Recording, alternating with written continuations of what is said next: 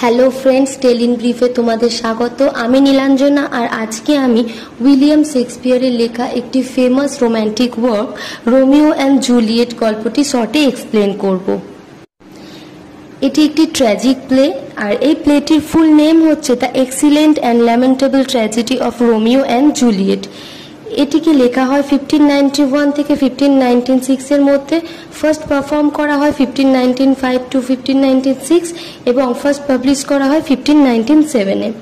এই গল্পের সেটিং রয়েছে ইটালির ভেরোনা নামে একটি শহরে। ফার্স্টে আমরা ক্যারেক্টার লিস্টটা দেখে নেব। ফার্স্ট ক্যারেক্টার হচ্ছে রোমিও মন্ট্যাগিউ।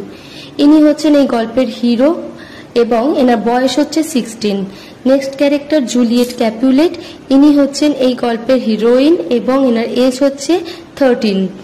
Number 3 freer Lawrence. ইনি হচ্ছেন এই গল্পের একজন প্রিস্ট, সেন্ট ফ্রান্সিস সম্প্রদায়ের একজন প্রিস্ট, এবং ইনি গল্পের মধ্যে দেখতে পাবো পরবর্তী সময়ে রোমিও এবং জুলিয়েটের মধ্যে সিক্রেট ম্যারেজ মানে লুকিয়ে বিবাহ করতে সাহায্য করেন। Next character Mercutio. ইনি হচ্ছেন রোমিওর বন্ধু। Next character Benvolio. ইনি হচ্ছেন রোমিওর কাজিন। টাইব্যাল্ট। ইনি হচ্ছেন জুলিয়েটের কাজিন। The nurse. ইনি হচ্ছেন জুলিয়েটের সার্ভেন্ট। দ্য নার্স জুলিয়েটের সমস্ত দেখাশোনা করেন এবং জুলিয়েটের মায়ের থেকেও বেশি ইনি close. Next character Lord Capulet এবং লেডি ক্যাপুলেট। এনারা হচ্ছেন জুলিয়েটের পেরেন্টস। নেক্সট লর্ড মন্ট্যাগিউ এবং লেডি মন্ট্যাগিউ। এনারা হচ্ছেন রোমিওর পেরেন্টস। Next count Paris. ইনি হচ্ছেন একজন ধনী ব্যক্তি। ইনি রাজার দরবারে কাজ করেন এবং জুলিয়েটকে বিয়ে করতে চান। Next character the Prince. ইনি হচ্ছেন ভেরোনার লিডার। এই গল্পে আমরা দুটো ফ্যামিলিকে দেখতে পাবো, মন্টেগিউ ফ্যামিলি এবং ক্যাপুলেট ফ্যামিলি। এই দুটি ফ্যামিলি হচ্ছে চরম শত্রু এবং বংশ পরম্পরায় তাদের শত্রুতা বজায় রয়েছে। আচ্ছা, এবার আমরা স্টোরি স্টার্ট করব। আমরা ফার্স্ট সিনেই দেখতে পাবো এই দুই ফ্যামিলির দুটি সার্ভেন্ট নিজেদের মধ্যে লড়াই করছে। তখন বেনভোলিও এসে যখন তাদের থামানোর চেষ্টা করে, টাইবেল্টের সাথে তখন বেনভোলিওর লড়াই লেগে যায়। শেষে প্রিন্স আসেন এবং তাদেরকে থামান এবং তাদেরকে সাবধান করে দেন এই রকম বিহেভিয়ার যেন তারা না করে। এই ঘটনার কথা যখন বেনভোলিও মন্টেগিউ প্যারেন্টসকে বলতে যায়, তখন ওনারা জিজ্ঞেস করেন যে ওই লড়াইয়ের সময় রোমিও কোথায় ছিল। তখন বেনভোলিও জানায় যে রোমিও কোথায় ছিল সে জানে না, রোমিওকে আজকাল বেশি পাওয়া যায় না, সে একটু অন্যমনস্কই থাকে। রোমিওর এইরকম বিহেভিয়ারের কারণ যখন বেনভোলিও তাকে জিজ্ঞেস করলো, তখন রোমিও বলল সে রাসলিন নামে একটি মেয়েকে ভালোবেসে ফেলেছে।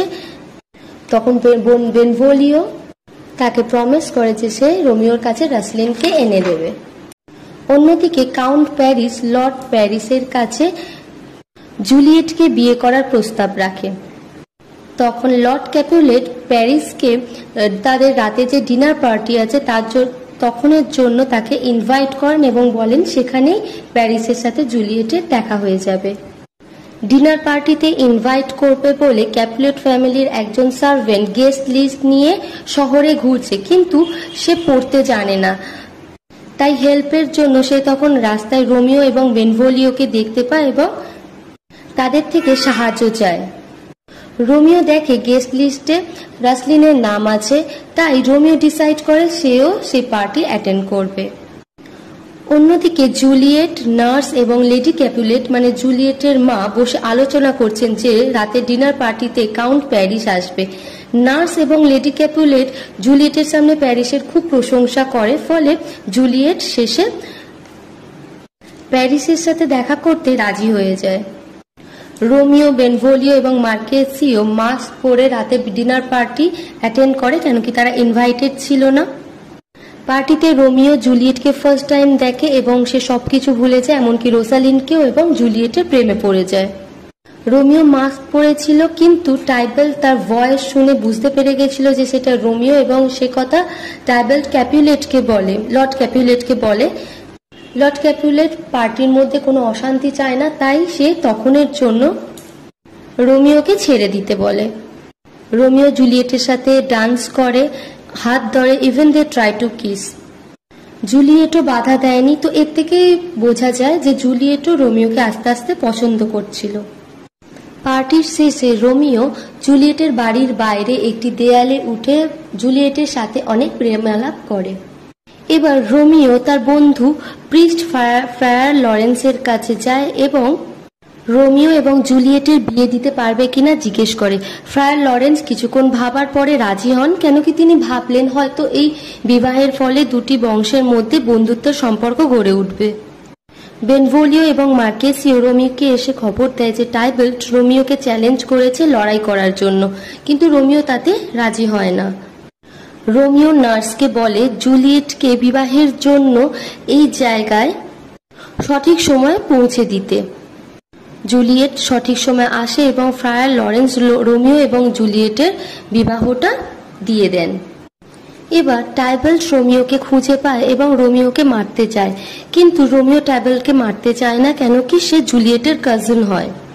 কিন্তু রোমিওর হয়ে মার্কেসিও টাইবেল্টের সাথে লড়তে লাগে এবং রোমিও তাদের আটকানোর চেষ্টা করলেও টাইবেল্ট মার্কেসিওকে তলোয়ার দিয়ে মেরে পালায়। রোমিও রেগে যায় এবং টাইবেল্টকে সে মেরে সেখান থেকে পালিয়ে যায়। তারপরে সেখানে প্রিন্স আছেন এবং বেনভোলিও থেকে সব জানতে পারেন এবং প্রিন্স ডিসিশন নেন যে রোমিওকে এই ভেরোনা শহর থেকে বিতাড়িত করা হবে। অন্যদিকে জুলিয়েট রোমিওর জন্য অপেক্ষা করায় নার্স বলে যে জুলিয়েট রোমিও টাইবেল্টকে মেরে পালিয়েছে এবং রাজার দ্বারা সে এখন বিতাড়িত এই শহর থেকে, তাই রোমিও এখন আর ফিরে আসবে না। কিন্তু জুলিয়েট এই ঘটনার জন্য টাইবেল্টকেই দোষারোপ করে। নিশ্চয়ই টাইবেল্টেরই কোনো দোষ ছিল এবং জুলিয়েট নার্সকে বলে রোমিওকে আসতে বলো, আমি তার জন্য অপেক্ষা করছি। ফ্রায়ার লরেন্সের থেকে রোমিও জানতে পারে যে রাজা তাকে ব্যানিশ করেছে এবং একথা শুনে রোমিও ভীষণ চিন্তিত হয়ে পড়েন এবং নিজেকে মেরে ফেলতে চায়। তখন নার্স আসে এবং বলে রোমিওর জন্য জুলিয়েট অপেক্ষা করছে। ফ্রায়ার লরেন্সও রোমিওকে বোঝান যে সুসাইড যাতে সে না করে এবং লরেন্সও তাকে বাঁচানোর কিছু একটা উপায় বের করবেন। লরেন্স রোমিওকে পরের দিন সকালে মান্টুয়াতে আসতে বলেন। অন্যদিকে ক্যাপুলেট পেরেন্টস 3 দিনের মধ্যে জুলিয়েট এবং প্যারিসের বিবাহটা দিয়ে দিতে চান। লেডি ক্যাপুলেট জুলিয়েটকে জোর করেন যাতে সে প্যারিসকে বিবাহ করে নেয়, কিন্তু জুলিয়েট যখন রাজি হচ্ছিল না তখন লেডি ক্যাপুলেট তাকে নানাভাবে থ্রেট করতে থাকেন। জুলিয়েট নিরুপায় হয়ে ফ্রিয়ার লরেন্সের কাছে যান এবং তাকে বাঁচানোর কথা বলেন, না হলে সে সুইসাইড করে নেবে। ফ্রিয়ার লরেন্স জুলিয়েটকে 1 শিশি বিষ দেন এবং বলেন বিবাহের 1 রাত্রি আগে সেটি পান করে নিতে। এই বিষটি পান করার পর 42 ঘন্টা তাকে মৃত দেখাবে। তাকে কবর দিতে তার ফ্যামিলি তখন জুলিয়েটকে টম্বে নিয়ে আসবে, সেন্ট লরেন্সের কাছে নিয়ে আসবে। তখন জুলিয়েটের জ্ঞান এসে যাবে এবং লরেন্স তাকে মান্টুয়াতে রোমিওর কাছে পৌঁছে দেবে। জুলিয়েট রাজি হয়, সে বাড়ি ফিরে তার প্যারেন্টসকে সরি বলে। এ কথা শুনে তার প্যারেন্টস ভীষণ খুশি হয় এবং ডিসাইড করে যে আগামীকালই প্যারিসের সাথে জুলিয়েটের বিবাহটা দিয়ে দেওয়া হবে। বিষ পান করার আগে জুলিয়েট একটু কনফিউজ ছিল, কিন্তু শেষমেশ সে বিষটি পান করেই ফেলে। তার ফ্যামিলি এসে দেখে যে সে মৃত, তারা খুব দুঃখিত হয় এবং লরেন্সের কাছে নিয়ে যায়। অন্যদিকে মান্টুয়াতে যখন রোমিও অপেক্ষা করছিল তখন একজন সার্ভেন্ট এসে বলে যে জুলিয়েট মারা গেছে। এ কথা শুনে রোমিও আর বাঁচতে চায় না। কাছেই একটি ওষুধের দোকান ছিল, সেখানে গিয়ে সে বিষ কেনে। ফ্রিয়ার লরেন্স অন্য একটি প্রিস্ট ফ্রিয়ার জনকে বলেন যে 3 ঘন্টার মধ্যেই জুলিয়েটের জ্ঞান এসে যাবে এবং সে রোমিওকে খুঁজবে। তাই সে যেন ফ্রিয়ার জন যেন রোমিওর কাছে গিয়ে বলে আসে যে জুলিয়েট আসলে মরেনি, এটি একটি ফেক ডেথ। কিন্তু ভয়ে ফ্রিয়ার জন সেখানে যেতে রাজি হন না। কাউন্ট প্যারিস ফুল নিয়ে আসেন জুলিয়েটের গ্রেভের কাছে। ঠিক তখনই রোমিও আসে জুলিয়েটকে শেষবারের মতো দেখার জন্য। এবার সে জুলিয়েটকে দেখে নিজে সুইসাইড করে নেবে। রোমিওকে আসতে দেখে প্যারিস লুকিয়ে পড়ে। রোমিও যখন গ্রেভ থেকে দেখার জন্য জুলিয়েটকে বার করার চেষ্টা করে তখন প্যারিস অ্যাটাক করে এবং অনিচ্ছাকৃতভাবেই রোমিও প্যারিসকে মেরে ফেলে। রোমিও জুলিয়েটের মৃতদেহের কাছে যায়, ভীষণ কাঁদে, তাকে চুম্বন করে এবং বিষটি পান করে মারা যায়। জুলিয়েটের যখন জ্ঞান আসে তখন সে দেখে যে রোমিও মৃত পড়ে রয়েছে। লরেন্স তখন আসে এবং জুলিয়েটকে সমস্ত কথা খুলে বলে। তখন জুলিয়েট ভীষণ দুঃখে সামনেই একটি তলোয়ার পড়েছিল, সেটা দিয়ে নিজেকে বিদ্ধ করে মারা যায়। তাদের দেখতে বহু মানুষ আসে এবং সাথে প্রিন্সও আসেন। লরেন্স সমস্ত কথা প্রিন্সকে বলেন এবং বলেন যে তাদের এই পরিণতির জন্য এই দুটি পরিবারই দায়ী। রাজা এই দুটি পরিবারকে দোষারোপ করায় এই দুটি পরিবারই তাদের দোষ স্বীকার করেন এবং শেষে ঠিক করা হয় রোমিও অ্যান্ড জুলিয়েটের একটি গোল্ডেন স্ট্যাচু বানানো হবে তাদের এই ভালোবাসাটিকে অমরত্ব দেওয়ার জন্য। আমাদের গল্প এখানেই শেষ। যদি তোমাদের এই গল্পটি ভালো লেগে থাকে তাহলে একটি লাইক দিও, বেশি করে শেয়ার করো, যাদের এরকম এক্সপ্লেনেশন দরকার তাদের পর্যন্ত যেন আমার এই ভিডিওটা পৌঁছায়। আর যদি তোমাদের এরকম কোনো গল্পের শর্ট এক্সপ্লেনেশন চাই তাহলে আমাকে কমেন্ট করো। Thanks for watching.